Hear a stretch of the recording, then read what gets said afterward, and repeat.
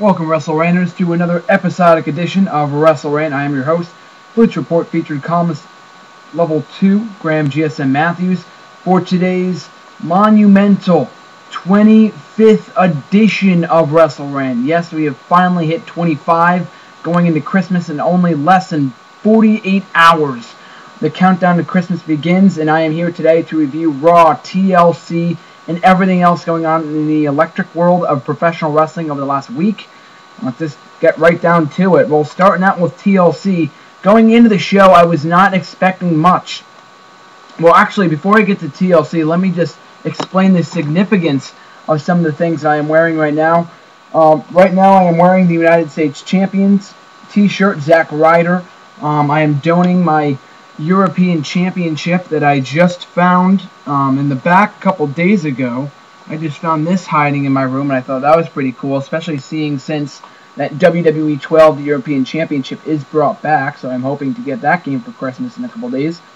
I got the Christmas braids on, DX, armbands, and all. So, yeah, right back to the United States Champion, Zack Ryder. These shirts are off the shelf after Zack Ryder defeated Dolph Ziggler at TLC to win the United States Championship in a feel-good moment of the year.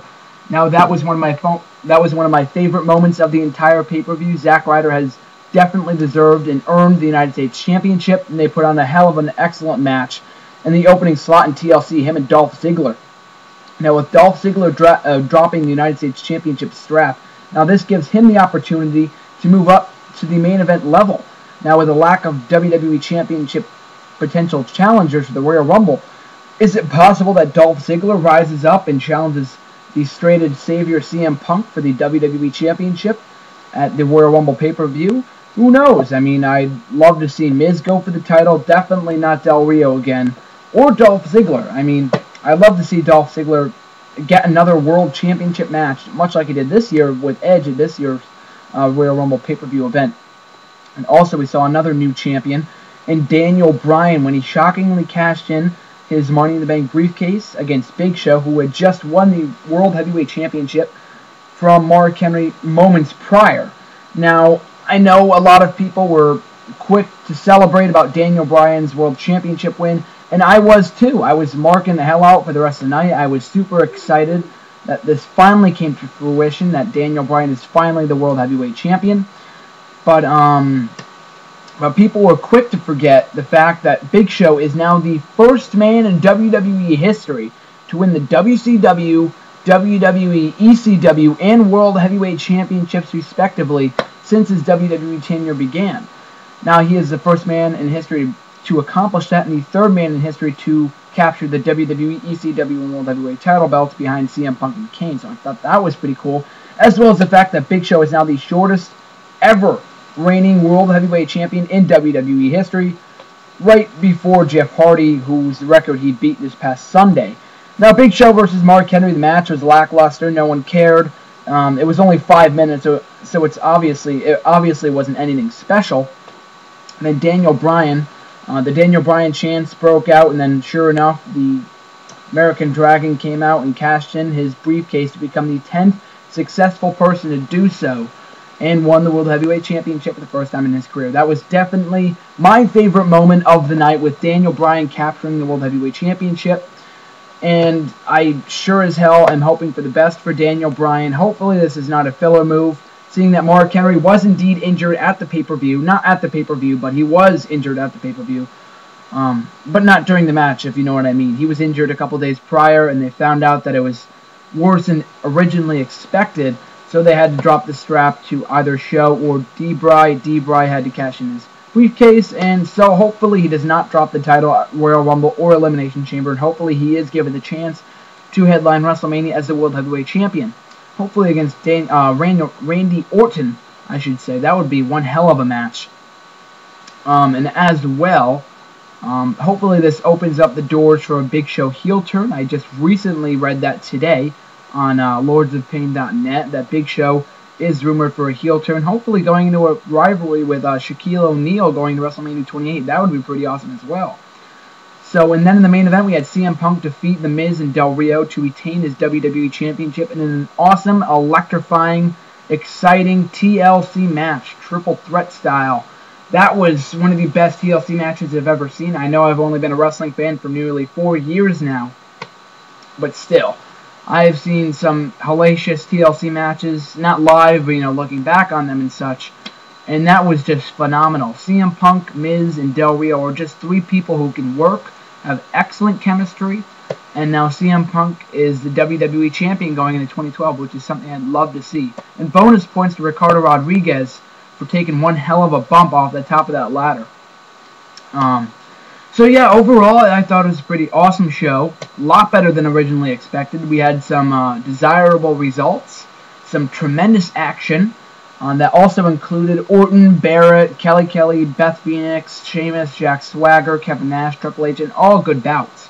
So I was really satisfied with that, and especially since a lot of people weren't expecting this to do a strong buy rate. And they must feel stupid now. And actually, you never know, because the buy rate could be lackluster, but the show itself was off the charts. So I am hoping that they do continue this trend, especially with no John Cena on the show. That was amazing as well. That was pretty sick. That was the first time since Cyber Sunday 2008 that John Cena was not present on a pay-per-view. So I thought that was pretty cool as well. So, yeah, hopefully they can continue this trend going into 2012. So, the next night on Raw, we had the trend continue with D-Bry, Zack Ryder, and CM Punk becoming the focal points of the show. And we had the 6-man tag team match in the main event with D-Bry, Punk, and Ryder defeating the team of Miz, Del Rio, and Dolph Ziggler in another solid 6-man tag team match. And everything else in between, besides the John Cena and Kane rivalry, which I thought was pretty intriguing. Everything else in between was just purely filler. For the most part, nothing really significant. I can't really remember anything off the top of my head. But nothing really important. Felt more of a, a downsized SmackDown show. But that's just to be expected in the holiday week. So it only got a 2.9 show, and I can't blame them. So it was a really great show with the beginning and ending segment. So I was really proud of that.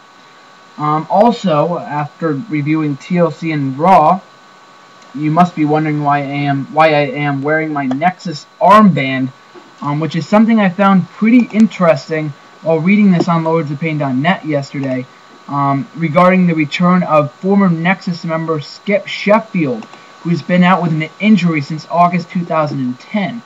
Now, this is something I found very, very intriguing, and he tweeted the following yesterday, or Wednesday night on his Twitter page. Check this out. And I quote, "Tweet and delete. Still sitting in a chair at a table, staring at a damn ladder. Nexus shirt and armband mysteriously back on me. Hashtag we are one." And then he went on to continue. 16 months have passed, yet the last thing I remember is meat hooking D Young's face off. YENOAU was my creation. Barrett answered to me. Hashtag 22. Now that is something I found very, very interesting. I am really looking forward to the return of Skip Sheffield. I heard he is rumored to receive a mild push come 2012, so I am really looking forward to that.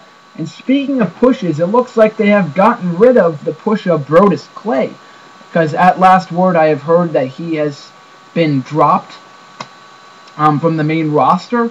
I guess they really have treated his debut as an afterthought and really have no plans for him at this point, and really just basically forgotten about him with everything going on with all the new world champions, with everything going on with Kane coming back.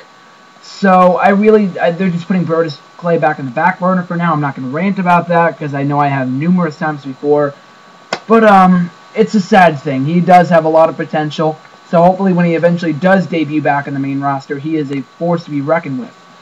Let's see, what else? WrestleMania 28 plans I heard at last word were obviously Cena and Rock for the WWE Championship, CM Punk versus the returning Chris Jericho, which signals my, what do they call this?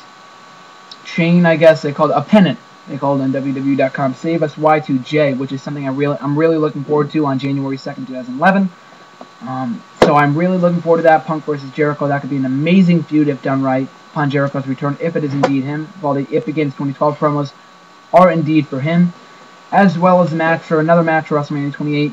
Triple H versus The Undertaker in a rematch from WrestleMania 17 and WrestleMania 27.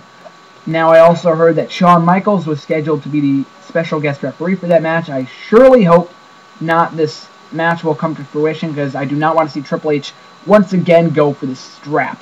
Not for the strap, go for the streak, I should say, sorry.